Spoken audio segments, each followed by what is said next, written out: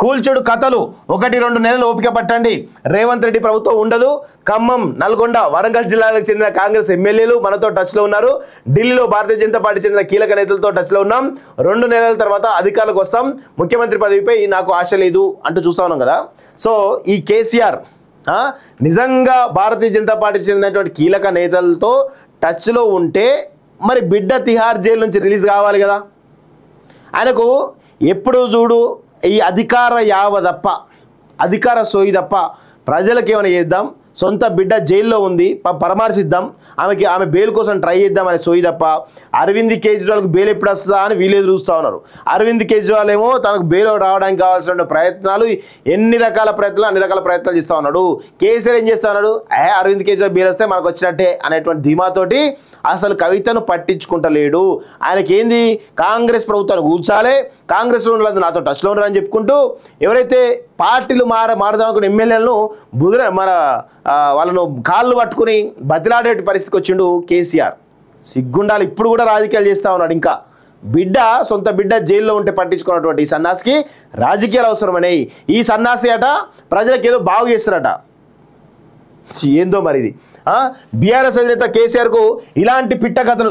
నీకు కరెక్ట్ మొగుడు అంటే, కేసీఆర్కు కరెక్ట్ మొగుడు అంటే ఆర్కేనే. ఎంత రాడ్ గట్టి దింపాలో అంత రాడ్ గట్టి దింపుతాడు, అందులో నో డౌట్.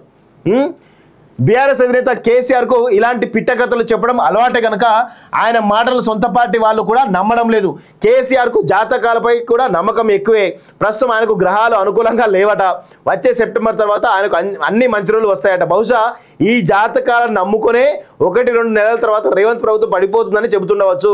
అయితే కేసీఆర్ చెబుతున్న మాటల గురించి తెలుసుకున్న సీఎం రేవంత్ ఆపరేషన్ ఆకర్షణ వేగవంతం చేశారు. ప్రస్తుత పరిస్థితుల్లో బీజేపీ అగ్రనేతలు కూడా తెలంగాణలో అతుకుల బొంత ప్రభుత్వాన్ని ఏర్పాటు చేయడానికి సిద్ధపడకపోవచ్చు.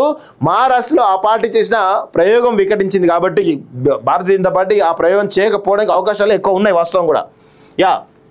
ప్రస్తుత రాజకీయాల్లో అధికారం కోల్పోయిన పార్టీలు మనుగడ సాగించడం కష్టంగా ఉంటుంది. గతంలో చంద్రబాబు కూడా ఇటువంటి గడ్డు పరిస్థితులు ఎదుర్కొన్నారు. పార్టీని కాపాడుకోవడం కోసం ఆయన పడని పార్టీలు లేవు. కేసీఆర్ ఆ దిశగా చర్యలు తీసుకోకపోగా తనను తాను మభ్యపెట్టుకునేటువంటి ప్రయత్నం చేస్తున్నాడు.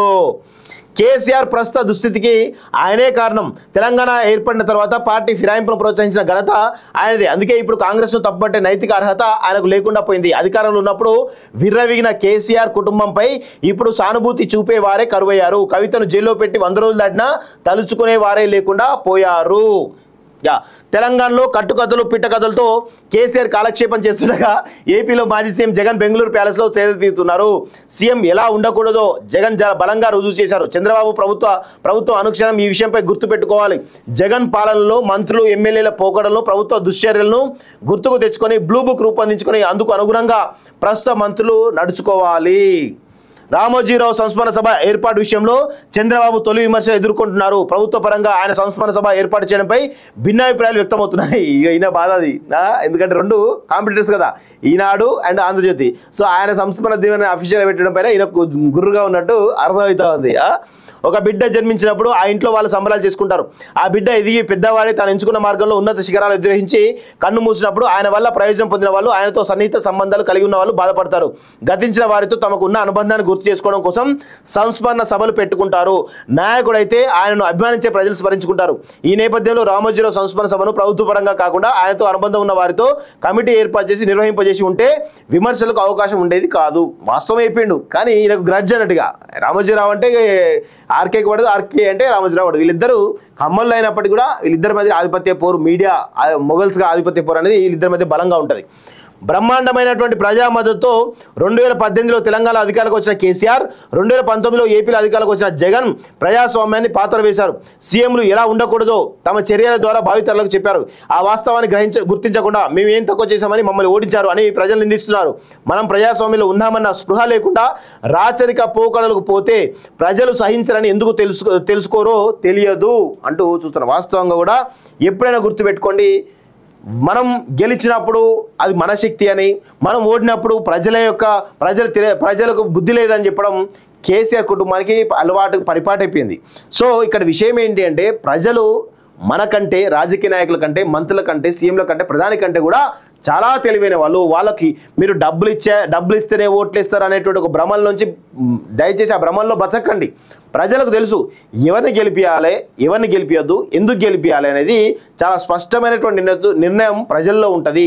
మీరు ఈరోజు మూడోసారి మోడీకి కూడా అవకాశం ఇచ్చారు అంటే ఆయనకు కూడా చురకలు పెట్టిరు ప్రజలు. అంటే ప్రజలు చాలా తెలివి కల వాళ్ళనే విషయాన్ని కూడా గుర్తుపెట్టుకోవాలి. ప్రజలను హీనంగా పురుగుల్లాగా చూస్తే కేసీఆర్ లాగా జగన్ లాగా వీళ్ళిద్దరు ఏ విధంగా అయితే బొంద పెట్టుకున్నారు, వాళ్ళు బొంద పెట్టుకున్నారో ఆ విధమైన పరిస్థితి ప్రజలు తీసుకొస్తారు.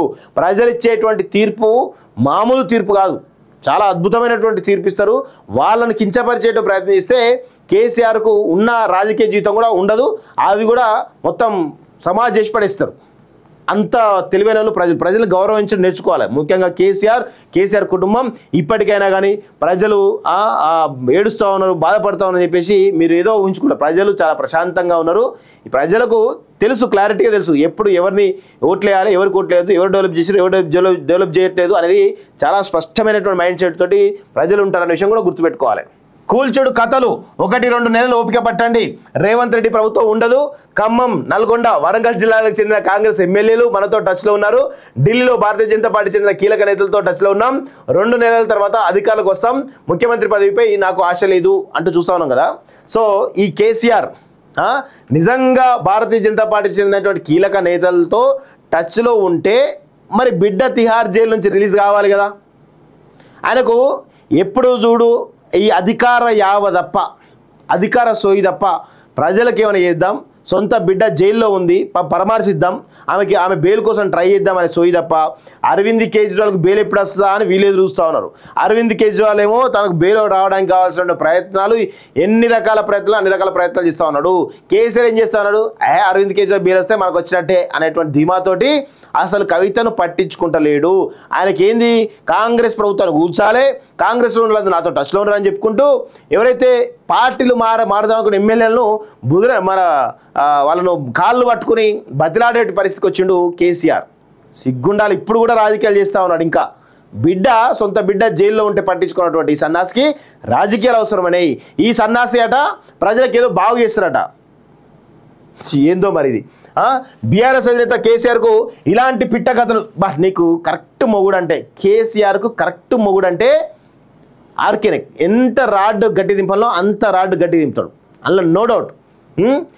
బీఆర్ఎస్ అధినేత కేసీఆర్కు ఇలాంటి పిట్ట కథలు చెప్పడం అలవాటే కనుక ఆయన మాటలు సొంత పార్టీ వాళ్ళు కూడా నమ్మడం లేదు. కేసీఆర్కు జాతకాలపై కూడా నమ్మకం ఎక్కువే. ప్రస్తుతం ఆయనకు గ్రహాలు అనుకూలంగా లేవట. వచ్చే సెప్టెంబర్